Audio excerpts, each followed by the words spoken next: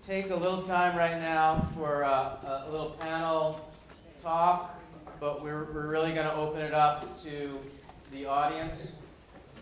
So we want to hear your questions, your reflections. We'll make some comments. So I think I'm going to try to moderate this as best I can. And so my name is Mitchell Cossack, and I'm from Lesley University, one of the sponsors here today. And if you're not familiar with Lesley, we have lots of programs, but we have a very big expressive arts therapy program and creative arts in education and learning program. And many of our graduates and students are involved in this work, and many of them are here today. So you might hear from some of them today. I'm also at Lesley, co-sponsor of the Arts, the Institute for Arts and Health, along with Vivian Marcos Spiker, who's in the back. And we have some also some follow-up symposiums, conferences that are going to be happening. October 31st, there's going to be Dancing with Dementia, and in November 17th, there's going to be a follow-up on arts in the brain with the military specifically. So if you're interested in any of that and want to get on a mailing list, we have a table down in the lobby. Please put your name on a list, and we'll be sure to mail out and get you that information. So we have a great panel here. Ron's come back to be with us. We have Lisa Wong, who will introduce herself in a minute, who I've known for a long time as the part of the BOC, the Boston Arts Consortium for Health. Marion Brown, Arts Connect, and she's also working with very special arts now, and also at Harvard, UMass School for Global Inclusion. Okay, got it. Okay, thank you. And Dr. Joseph Riccardi, who's the Chief Clinical Officer here not here, but at Seven Hills Foundation, one of the sponsors. So I'm going to have each of them just say a few words about themselves and anything else you want to say about the work that we saw so far today, and then we're going to open it up to your questions, okay? So, Lisa. Thank you, Mitchell. Thank you. I am just so moved and excited about today's work. Thank you, Ronnie, for really framing the brain and reminding us what parts of the brain and all the different parts of the brain that can be affected by art and improved by art. And John touched on so many things. I love the comment that if we don't have dreams, we have nightmares. And if we are seeking beauty through the things we're doing to recuperate, but also to live with the new realities, that really is the thing that really touched me the most. I'm a pediatrician, so I have the honor of watching children develop from when they're born till when they graduate from college. So it's an intense 22 years of work with them, and going along with them on their journeys if they have brain injuries or if they're born with birth injuries. Just seeing what's so wonderful about children is they're so resilient. They don't know another reality, and so they are always going towards the light. They're always going towards healing. I've also been a musician since I was 3 years old, and so seeing the power of really how music can express things that people often can't otherwise access. And so that's my passion for the work. Ever since I became a pediatrician specifically for seeing how music could help in education and health. And now we've got all these wonderful colleagues, and we're trying to connect everyone. So that's where I'm coming from. Good afternoon, everyone. My name is Marion Brown, and I'm incredibly excited to be in the sandbox, so to speak, with these wonderful humans who are doing really formative work. Today I'm here representing VSA Massachusetts, which is a state organization on art and disability. You heard from Charlie earlier and got to meet Nicole briefly. It's an incredible organization, and it's not a surprise that actually I ended up there given my path. So much of who I am comes from being born into this world as an artist and born into a very public health-oriented family. So inherently with that lens, a lot of my my work has been around figuring out the intersection of the two. And another big part of the ripple for me is I grew up with pretty significant learning disabilities. So although it's not TBI by any clinical recognition, it has its own components where art was really my form of expression. It was my tool for both having access to education and then also communicating that to a wider audience. And ultimately, it's why I became a community organizer, and it's why I'm in this sandbox. So I'm very thankful for that opportunity and for the opportunity to also think about how we provide more access to the arts to a myriad of constituents, and to really look at evidence-based research to understand more of what's happening, which is why I loved all of the brain scans this morning, as well as some of the really informative qualitative work that's happening, which is why I'm also a doctoral student in global inclusion and social development. So it all comes full circle, and it's an iterative process and ever building. So thank you all for having us. Oh, grab a different mic. Hi, everyone.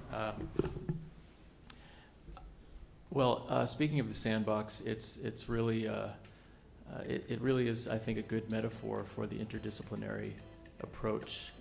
And we have patients, families, all in the center of the box.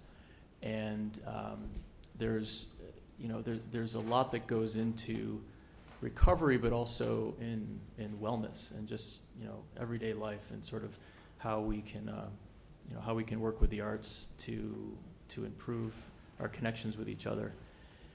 And so I like that metaphor a lot. So my name's Ron Hirschberg, and I'm a rehabilitation doc at Mass General and Spaulding Rehab. And my day job is seeing people early on in their recovery after traumatic brain injury and spinal cord injury and other new sort of diseases and trauma. And what John Sarkin mentioned about to be or not to be really was one of the many things that resonated with me personally, and how he made that into, he sort of connected art into the question of, what is meaning? And as we talk about these issues so often in the acute care setting as they relate to how people recover and their goals. Like Lisa said, I was a musician at age 3 as well, and my parents took me to a piano lesson, and I remember that I did a few weeks of it, and then when I had a performance, and I shook my head and I said, "I'm out of here."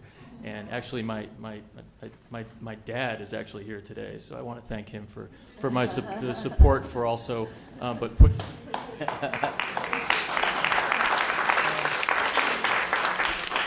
Oh, I turned it off. But anyway, I want to give him a shout out, and he's a clarinetist himself. But it's so important, I think, early on for us to engage our kids in something that they like, whether it's arts or music, and expression, drama and theater, and not to say that sports and other aspects are not important. I'm learning through my own kids how amazing that whole world is. But anyway, so. It's really an honor to be here to talk about sort of the connection between science and the arts. I'm Joe Ricciardi with Seven Hills. I was introduced as the Chief Clinical Officer of the organization, but really my tie is I'm also the Clinical Director for Neuro, which is our brain injury affiliate. 3 years ago, we had 2 programs. We have 14 programs now in the community. Giving a home and supports for people who otherwise would be in an institutional setting, now enjoying life in the community. And that's given me this fantastic experience to understand that people with brain injury are profoundly inspiring. John, one of those today, just met John today through his work, but profoundly inspiring because I've never met a person with brain injury who life is filled with despair.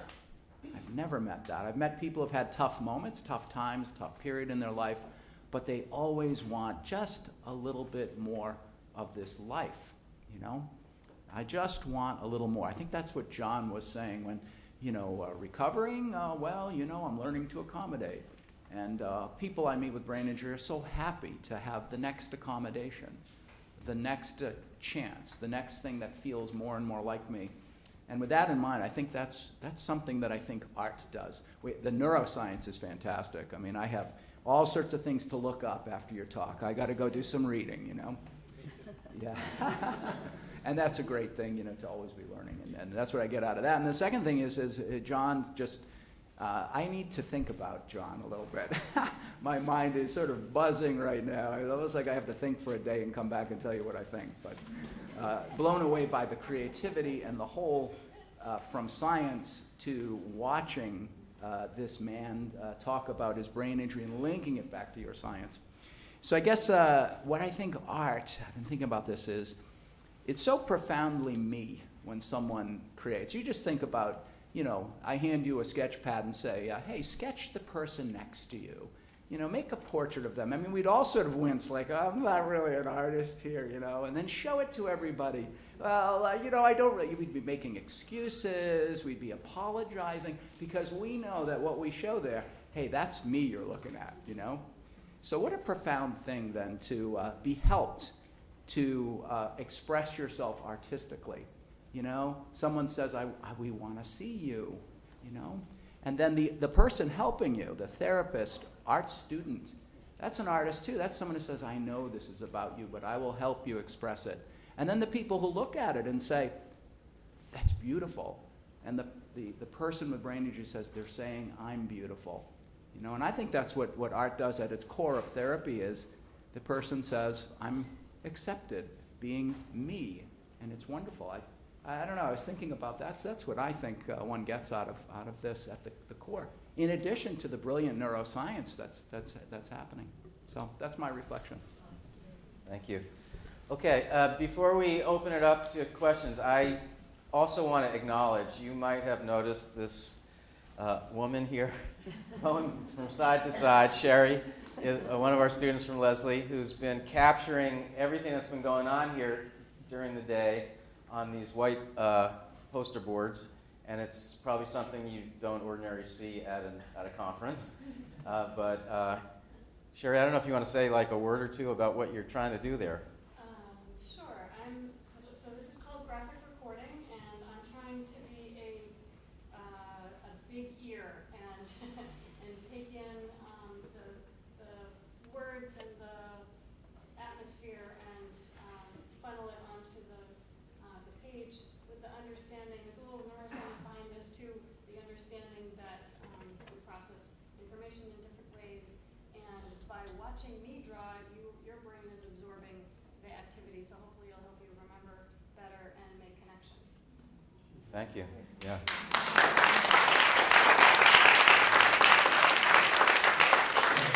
So, you know, during lunch or during our breaks, you can go up and take a look at what she's trying to capture there. Tell me what I spelled wrong.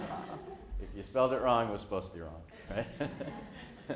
Okay, so, you know, let's open it up a little bit, have a discussion. You know, Joe said, and maybe we're all feeling that a little bit, that, you know, watching John's presentation was kind of mind-blowing, and we're not quite sure what to make of it, but let's try to, you know, talk about it. You know, Ron presented in the morning. You might have some thoughts or questions about that, and any of us might, you know, jump in and answer from our own perspective. So, who's got a thought or a question or a reflection, or just don't be shy, raise your hand. Yeah. I don't know where this is coming from, but especially during the performance, I had this thought or this question about identity. I mean, you talked about different realities. So I guess I was pondering and wondering about identity. And I don't know if John would answer this, or I don't know, I'm just throwing it out there. I mean, is your identity like still similar after, you know, traumatic brain injury? I mean, or, you know, you don't want me to repeat all that? No. Okay, hello.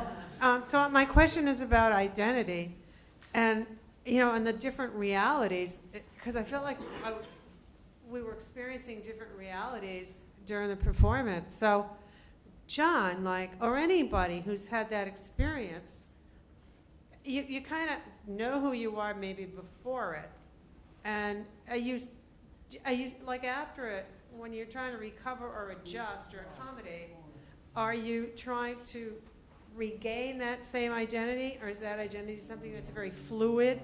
Does it change? You know what I mean? Okay, yeah, I think we get the idea. I don't know if anybody wants to say anything up here first. I'll chime in because John is not with us, but I have had this conversation with John, and I think this is one of the prevailing takeaways from the performance is he really has let his previous self. He was a chiropractor originally, and he's just embraced this new person that he is. So it really is, his basic message is go with what you got and make the best of it.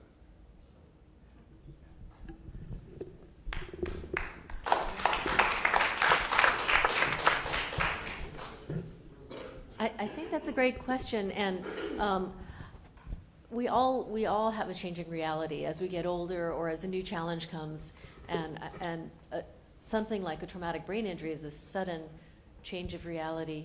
And my brother was head injured when he was 21, and severely so. But what came out of it was that his deepest personality remained. How to then adjust his personality around the injuries that he had. But I think that's true in a way for all of us. And that's the thing about the arts. It gives you an opportunity if, for example, your speech centers are injured, then through your art you can also communicate. Or the image that Ron showed with the masks, you can go to National Geographic and look for Healing Wars, and that's where you'll find all of that. But those were soldiers who had been so injured, both so psychologically and physically, that they could no longer actually express where their injury was or what was bothering them until they made a mask, and using that as their third thing, they could refer back to that. And I think people in general who have had trauma will often find that they're able to express through the making of the art, but also even just reflecting their emotions against art. And one of the workshops this afternoon is going to be up in the galleries that Martha McKenna will be leading. And that will be an opportunity for some people to use art that's been made by someone else to reflect the humanity that's shared between the observer and the maker. I have one thought on that. Thank you for the word identity, because the other I word that we talk about in the first couple of days to weeks and even months in TBI recovery is independence. And those are the two big questions that families will sit around a table at day 3 and day 5 about: what is this injury? Are they who they are? And will they ever be independent? Now, there's a whole discussion, obviously depends on the injury and the person and all that, but the identity has a lot to do with, it's complex, but we always guide people. We don't have the crystal ball as to sort of how well they'll do and how far they'll go with the arts, with medication, with rehabilitation, with everything in recovery. But it's clear that people are who they are, no matter what. Is there a new normal? I don't know John. I met him today. He's an amazing guy. Is there a part of John that we all saw today that was John when he was born? Of course. And so I think that it's a way to embrace that new normal for each patient or each person.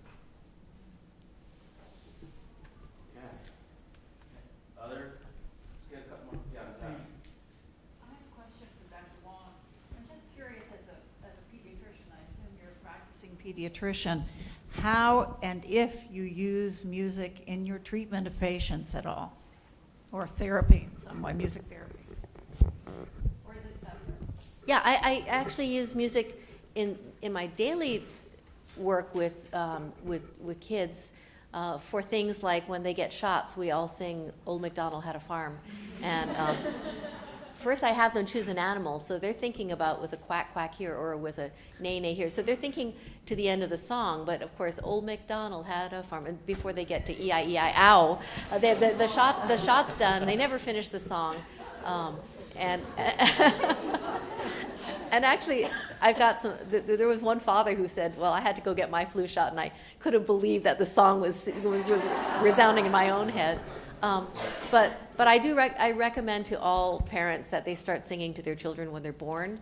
Even in the newborn visit, I talk to them about how it helps children to organize their brains. And there's the singing voice of the mother is something that the father, something that the child starts to relate to immediately. But I have a child who is now he's a junior in high school who has cerebral palsy, and he's a wheelchair user, but he was in every single musical in the Quincy school system. And when they had Fiddler on the Roof, they modified his wheelchair to look like a push cart so that he could be part of it. And that was really something that he looked forward to every single year. And I went to his performances. Lori has a question. I have acquired brain injury, and I've had a stroke with it. And the biggest thing that bothers me is I cannot remember things when they're told to me. I do not remember anything when I'm speaking with somebody, and it bothers me. Yeah, thank you for your comment, and it's a club of many people that you didn't really want to join, and there is support for that, and that's a big challenge that people have, is new memories with stroke and traumatic brain injury.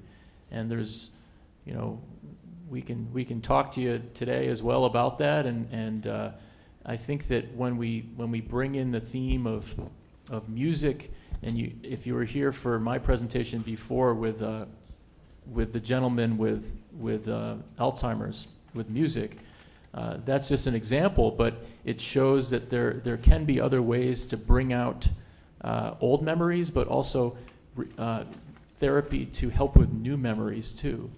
And no one feels that there's a magic pill in music, of course, but certainly it's one of the many things that can be I used. hide myself in music. I'm in the chorus. I belong to Seven Hills. I go every day. Great. And I'm in the chorus, and singing makes me feel better. Love it. Thank you very much. I just wanted to take a minute to also add, I also have a hard time with, she left. I also have a hard time with auditory processing. Sorry, I'll speak up as well. I want to make sure everyone can hear. So I've always had trouble with auditory processing, so something that was incredibly important for me in my education growing up was exceptional educators who realized the importance of multimodal learning and thinking about different ways that we can both generate memories and then also capture it. So music might be your thing. I love what Lisa does, but also trying out all different types of arts to kind of figure out what is your niche. Doing things like what Sherry's illustrating for us today, there are many ways to capture what's happening in the world around you, and that was something that was so significant about John's piece of art today. He really brought us into his world in a very visceral way. And we all have the ability to co-create that with one another if we're willing to play.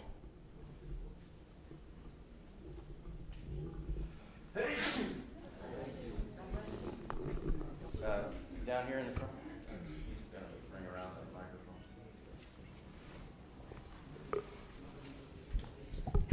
This is a question for Dr. Wong. Lisa, I had asked you several years ago, actually, in terms of what kinds of music you recommend for kids. I now have 3 brand new grandchildren, and what should we be playing for them, and what is, i.e., is classical music better? Is it a more stimulating thing than basic rhythm music? That's a complex question. The role of nursery rhymes, and this is actually, I also found this with my brother as he was recovering, but the role of nursery rhymes and simpler songs teaches rhythmic speech again, and logical songs where it starts in one, we call it A and A, B and A, you know, different sections of music.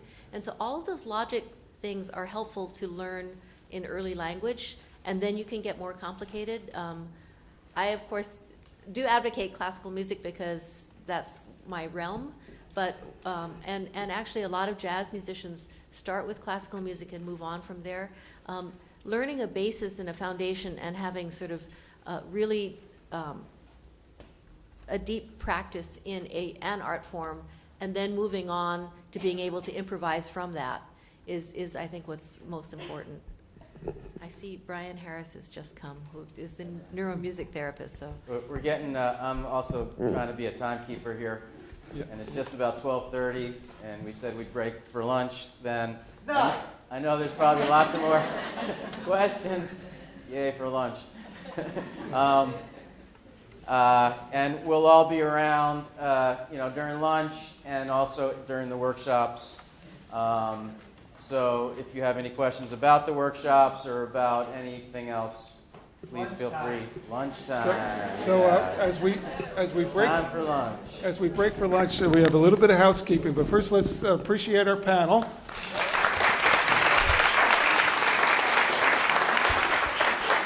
And while we're in appreciation mode, I want to especially thank the team that helped get us here today. Lisa Wong and Mitchell Cossack, who've been presenting here, and Marion Brown, who's also on the Bach committee. Well, Martha McKenna was introduced earlier. And I think Vivian Marco Spicer is there, and Elaine Fallon is with us as well, and of course Nicole you've met, and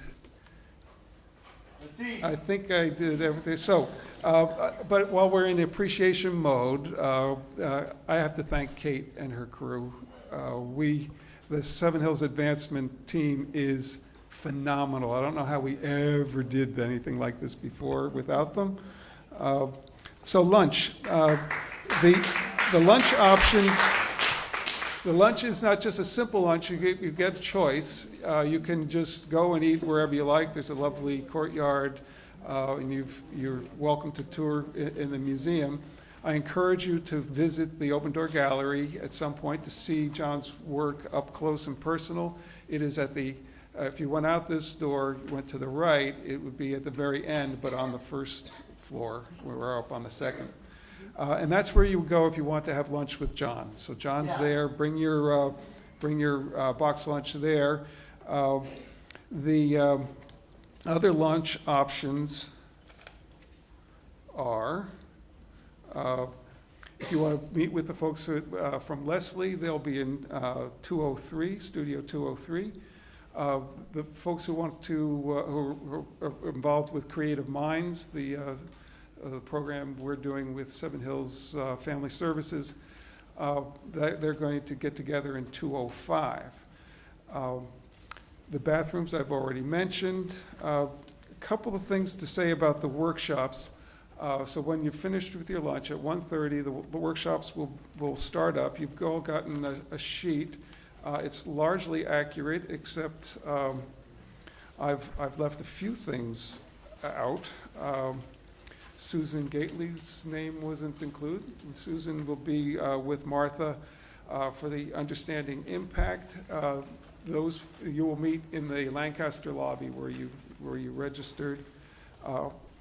Telling the Story with Elaine Fallon and Amy Friedman is going to be in the Open Door Gallery. The movement workshop has been moved. Your handout says 204. It's going to be in 206, which is at the very end of this corridor. Let's see what to say about that.